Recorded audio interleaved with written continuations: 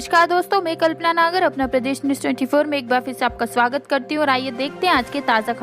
खबरें झांसी से, जहां झांसी में इलाहाबाद झांसी स्नातक खंड निर्वाचन क्षेत्र के प्रत्याशी अमित गुप्ता जी को बुंदेलखंड प्राइवेट टीचर्स एसोसिएशन ने दिया अपना समर्थन। भानपुरा से चैनल चीफ एडिटर पवन प्रजापति की रिपोर्ट।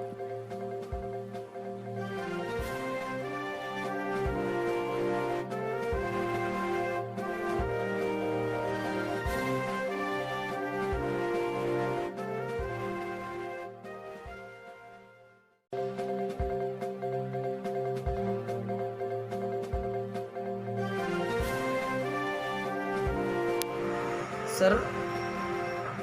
आप बुंदेलखंड टीचर्स एसोसिएशन के अध्यक्ष हैं। आपके यहाँ से इलाहाबाद झांसी खंड से श्री अमित गुप्ता जी प्रत्याशी हैं। तो सर, टीचरों के लिए आप अमित जी से क्या आशा करते हैं कि प्रत्याशी जब विजय होंगे तो उनसे क्या आप उम्मीद रखते हैं? देखिए, आज हम लोगों की बुंदेलखंड प्राइवेट टीचर एसोसिएशन की साथियों की स्नातक विधायक प्रत्याशी अमित गुप्ता जी के साथ जो मीटिंग हुई है, हम लोगों ने सभी लोगों ने मिलकर अमित गुप्ता जी से मांग की है कि जो प्राइवेट शिक्षक वर्ग हैं, झांसी ही नहीं बल्कि पूरे प्रदेश का, वो इस समय बहुत परेशान है, दिक्कतों में है, क्योंकि उसकी समस्याओं को सुनने वाला कोई नहीं है। तो हम लोगों ने मांग की है कि जिस प्रकार से हम लोगों का रजिस्ट्रेशन जब होता है तो एक बार रजिस्ट्रेशन के बाद रिन्यू का प्रोसेस रखा जाए। ये बार बार 10,000 और 25,000 के जो रजिस्ट्रेशन होते हैं, इस प्रक्रिया को समाप्त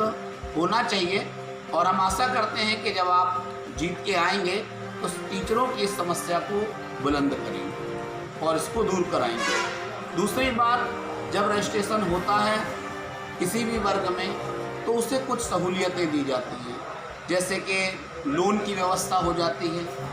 या फिर कह दें कि इंश्योरेंस वगैरह मिलता है। लेकिन यहाँ प्राइवेट टीचरों से लंबी रकम ली जा रही है रजिस्ट्रेशन के नाम पर 10,000 25,000, और उसके बाद एक कागज़ का छोटा सा टुकड़ा बस दे दिया जाता है जिसमें हम लोगों को कुछ नहीं मिल रहा। तो हम लोग यही चाहते हैं कि हम लोगों के लिए इंश्योरेंस की भी व्यवस्था हो और साथ में इंश्योरेंस के अलावा लोन वगैरह की अगर ज़रूरत पड़ती है तो प्राइवेट टीचरों को वो भी दिया जाए। इन्हीं मांगों को लेकर आज हम लोग अमित गुप्ता जी से मिले और आशा करते हैं कि जब आप जीतेंगे तो हम लोगों की ये सारी मांगें पूरी की जाएंगी। सर जी, आपसे एक क्वेश्चन और है कि अब इस समय अब कोरोना महामारी जो फैली हुई है, इस समय सरकार ने सर आज आपका क्या करना है? आज इलाहाबाद झांसी स्नातक विधान परिषद क्षेत्र की तैयारी की दृष्टि से हमको बुंदेलखंड प्राइवेट टीचर एसोसिएशन का सहयोग का समर्थन प्राप्त हुआ, जिसमें जिस प्रकार से झांसी की ही नहीं पूरे बुंदेलखंड की बात हो, चाहे उत्तर प्रदेश की बात हो, देश भर में जो कोचिंगें अलग अलग क्षेत्रों में अलग अलग सेक्टरों में चल रही हैं, उनकी अलग अलग तरह की समस्याएं हैं।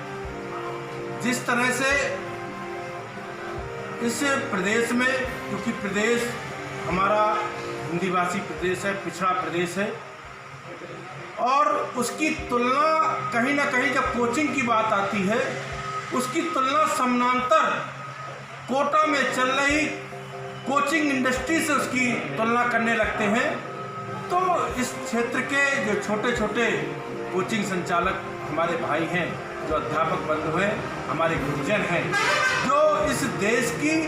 नींव को तैयार करने का काम करते हैं, उस नींव को मजबूत करने का काम करते हैं,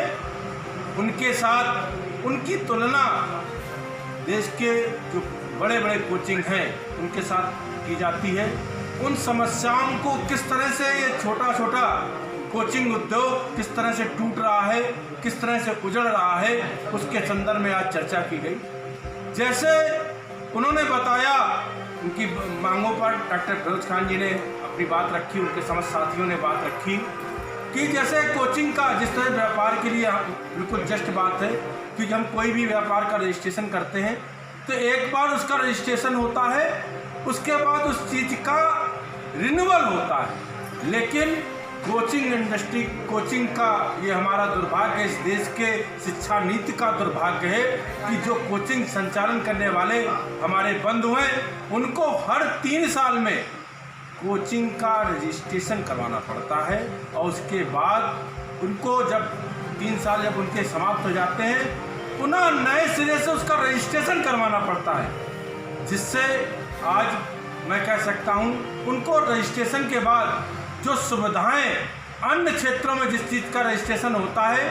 तो उसके बाद जैसे उनको मूलभूत सुविधाएं मिलती हैं, जैसे बिजनेस के अंदर, व्यापार के अंदर अगर कोई फर्म का रजिस्ट्रेशन होता है उसके बाद जब उसका रिन्यूअल होता है सरकार बीमा योजना उनके लिए चलाती है। स्वास्थ्य के लिए कहीं ना कहीं जिस तरह से सरकारी जो टीचर हैं उनके लिए, सरकार गवर्नमेंट के जो एम्प्लॉय हैं उनके लिए ये योजना चलती है कि उनके स्वास्थ्य की सुरक्षा की भी योजना संचालन करने का काम करती है। लेकिन एक चीज़ आप में विचार करके बताइए, जो देश का जो बहुत छोटा तबका है जिनकी मैं समझता हूँ जिनके माँ बाप 5-6 हज़ार 7 हज़ार रुपये महीना कमाने का, 8 हज़ार रुपये 10 हज़ार रुपये महीना कमाने का काम करते हैं और उनका बच्चा, उनके बच्चों को वही शिक्षा देने का काम करते हैं कि बच्चा आगे भविष्य में कुछ बन सके, उसको 500 रुपये 600 रुपये महीने में यहाँ का कोचिंग इंस्टीट्यूट उनको पढ़ाने का काम करता है। आज उसकी तुलना उससे की जा रही है जो फीस 80,000 रुपये साल ले रहे हैं और वहीं पर जो 6,000 रुपये साल लेकर वार्षिक लेकर उसकी तुलना यहाँ की समानांतर करके यहाँ के जो छोटे छोटे कोचिंग इंस्टीट्यूट वालों के साथ जो कुठाराघात करने का काम होता है, निश्चित रूप से हमारी सरकार से मांग है। एक तो सरकार से मांग है और इस स्नातक विधान परिषद क्षेत्र से, और आपका भाई अगर इस क्षेत्र से चुनकर गया, मैं विश्वास दिलाता हूं कि कोचिंग में जो रजिस्ट्रेशन का प्रावधान है वो एक बार रजिस्ट्रेशन होगा, बार बार रजिस्ट्रेशन का करवाने का प्रावधान निश्चित रूप से खत्म होगा। ये मैं पूर्ण रूप से आश्वस्त